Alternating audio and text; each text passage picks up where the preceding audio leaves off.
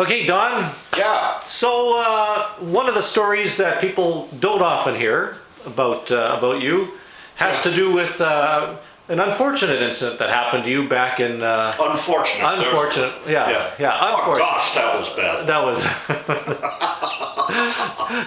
So, but I mean, it was a real changing point in your life. I mean, and so what was the date of that? I'm sorry? What was the date of that? Date? Yeah. Was February 15th, 1984. A date which will live in my memory. Okay. It was the day after Valentine's in two places actually, Ixtapa and Zuatneo in Mexico. Okay, and how did you get down there? What was the idea? The idea was I had had a tough run in Edmonton. I had gone there from Winnipeg in '81, and a combination of the National Energy Program pretty much emasculating the economy in Alberta, particularly Edmonton, and a number of other things. It had been a tough struggle for me from '81 to '84, actually from '82 to '84. So in February of '84, we knew, that is the people I was working with, that we had it set. And all I needed was a little break, and then bang, we were going to go back in March of '84, and we were going to be quite successful. Okay. We just knew it. So this is your big break? So this was just a break before the big stuff happened in '84. Okay. Ho, ho, ho. Oh boy. Yeah. So the night of February 15th, '84 was our last night. I was with my then wife, and we went to... The way it happened in this particular area of Mexico was Ixtapa was where the hotels were, the high-class hotels. And then down the road about 10-15 miles was a little fishing village called Zuatneo. And if you know the movie, that movie, Redemption? Yeah. That one.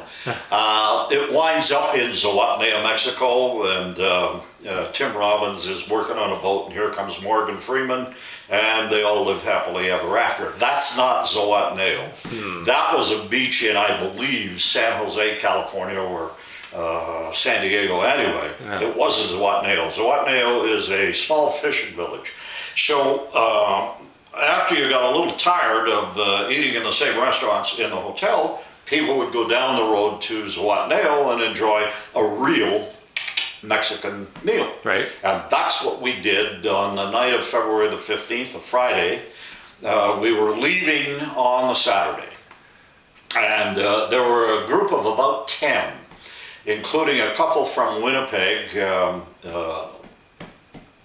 Andrew and Eva, now that I have their names, and some other people that we had casually met.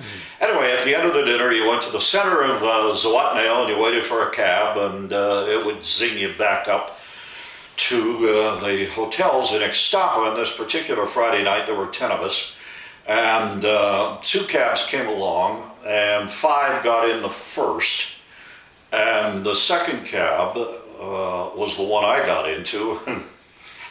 Here's a piece of advice: always listen to your wife. Okay. My then wife said, "Don, there's a seat up here in this cab," but I was standing beside the passenger front seat and it was empty, and I thought, I'll take this one, see up there. Right. No. I didn't. No. Anyway, this particular cab driver, whatever the story, which I had different versions of. One was that he had been drinking at a party, had run out of money. A friend of his had the cab, flipped them the keys, said, "Go make some money." That was one story. Whether it's true or not, I don't know. Mm-hmm. But we got in there, and we're driving towards Ixtapa, and there were 4 people in the back, a couple from Glasgow, Montana, and a couple from Philadelphia, and me in the front, and of course I was talking. And I had this left leg kind of dangling, and the right leg, as I recall it, against the floorboard, and I was like this, and something happened that caused me to turn, and I think it was the driver was attempting to pass a truck on that curve. And as I recall it, I was thinking, I don't think I said it out loud, but what the, and the next thing is white light. The proverbial white light? Well, you know, it's only happened to me once, Yeah. but I've heard about it. Yeah. And it was a white light. And I had lost consciousness, obviously. And I heard this screaming coming from a long way off. Mm-hmm. And it got closer and closer and closer.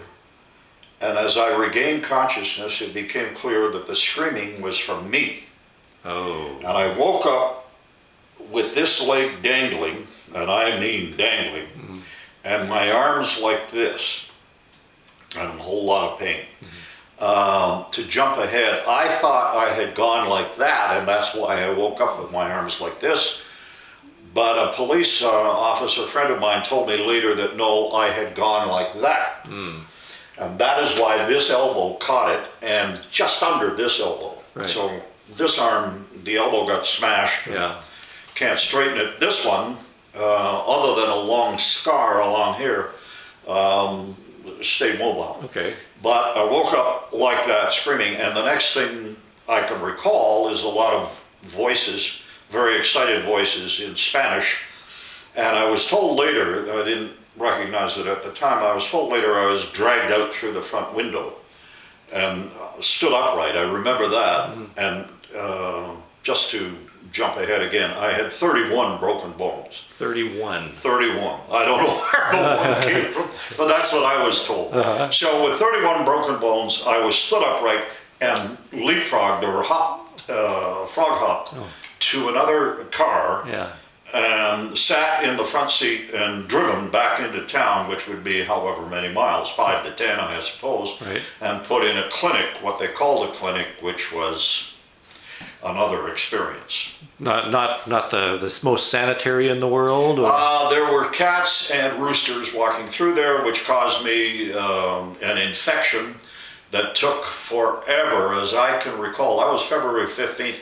It would be September before that infection was cleared up. Good Lord. They tried everything, they being the doctors in Edmonton. Right.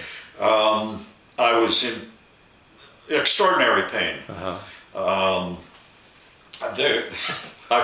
You read the James Bond novels and somebody's beating the daylights out of them. Yeah. And the line is, mercifully, the blackness came in. Yeah. There ain't no mercifully. No mercy. You just lie there. Oh. And on the edge of consciousness.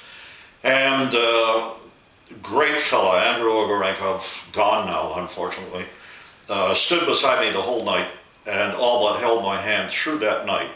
And I kept asking, are they coming to get us? Are they coming to get us? Are they coming to get us?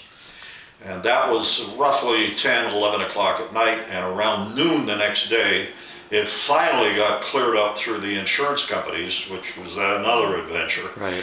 The approval to send a medevac plane, which had to come from San Diego to pick me up and fly me back home, the approval had to come from a doctor in Baltimore who didn't speak Spanish.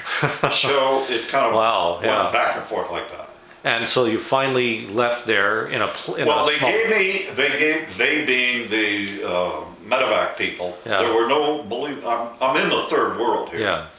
And this clinic is a concrete block building that you and I would not consider a real clinic.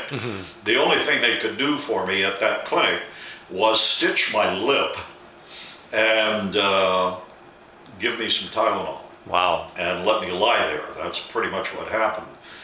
But finally, the approval was given for the medevac plane to come and get me out of there, and they offered me a choice of A, flying back to Edmonton, or B, flying to Mexico City. And it was up to me. Yeah. And I'm lying there with all this Yeah.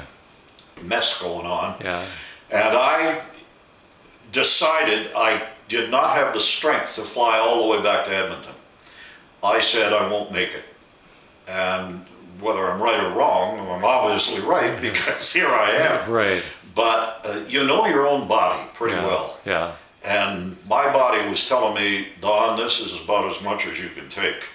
And you got to get something serious done for you before you try I don't know what the flight time to Edmonton would be, guess 4 or 5 hours. Yeah. So I told them, no, I can't make Edmonton. They said, all right, to Mexico City, but you have to stop there and get operated on, because you can't just stop there and then move on. You have to take whatever they can do for you there. And I agreed. Wow, and you made it to Mexico City.